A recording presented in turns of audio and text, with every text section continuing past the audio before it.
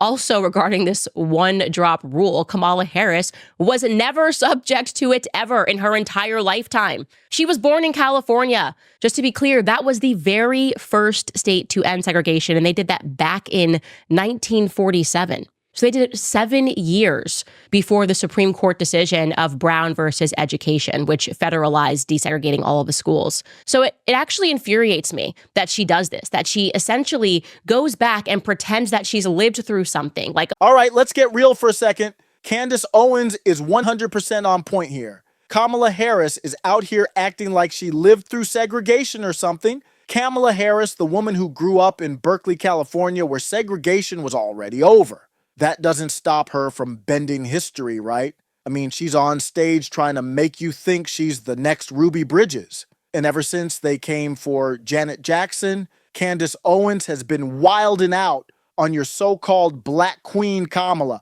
5 videos, over 20 million views on YouTube alone. Yikes. Candace Owens keeps exposing her on the Candace Owens Podcast, and this is exactly why we tune in. Candace Owens is giving us the real history and exposing the lies that people like Kamala Harris keep spinning. The Candace Owens Podcast is out here dropping truth bombs, and you know it's getting under their skin.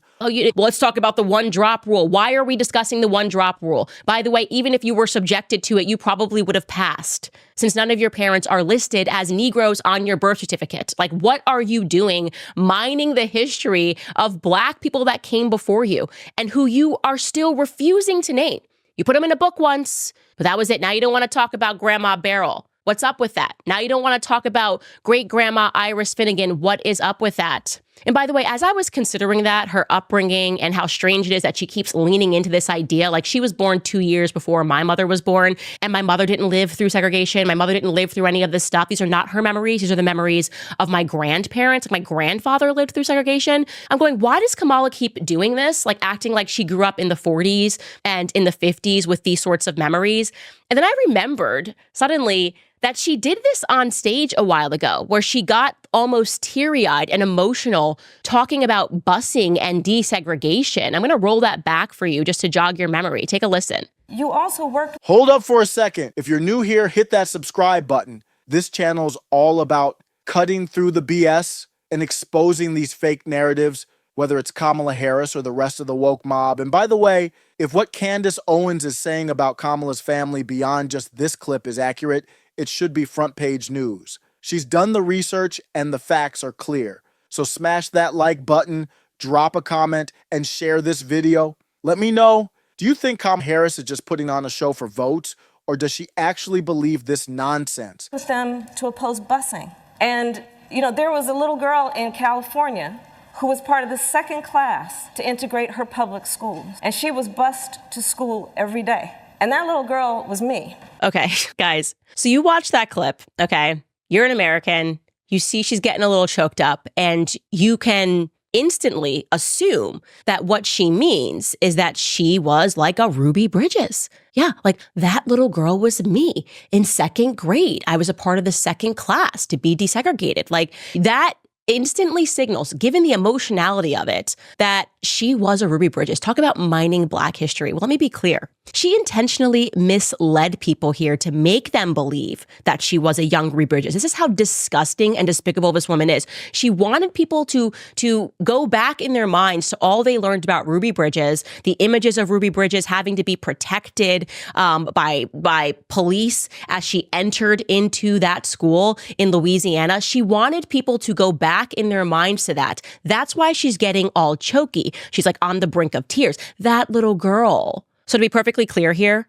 that little girl went to Thousand Oaks Elementary School in Berkeley, and far from that impression she's giving, she did not live through any desegregation or any real desegregation at all, because as I mentioned, the schools had already gone through that before she was born, literally before she was born in 1947.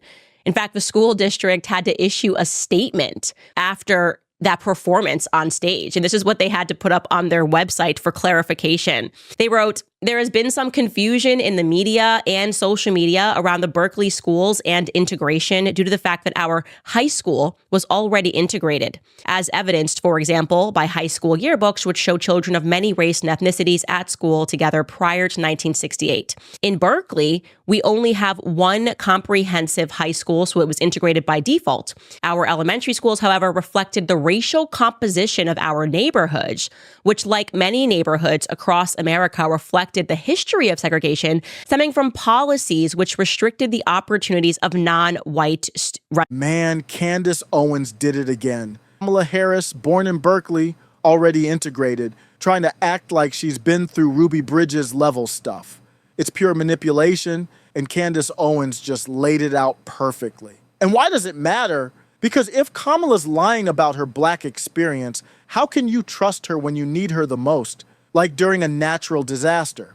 Oh, speaking of disasters, did you hear Kamala filmed an episode of Call Her Daddy with Alex Cooper in the middle of Hurricane Helene recovery efforts? Priorities, right? Kamala's over here talking reproductive rights while people are struggling. This is why I'm here, to break it down for you. No sugarcoating. So if you haven't already, make sure to subscribe, hit the notification bell, and keep coming back for more real talk.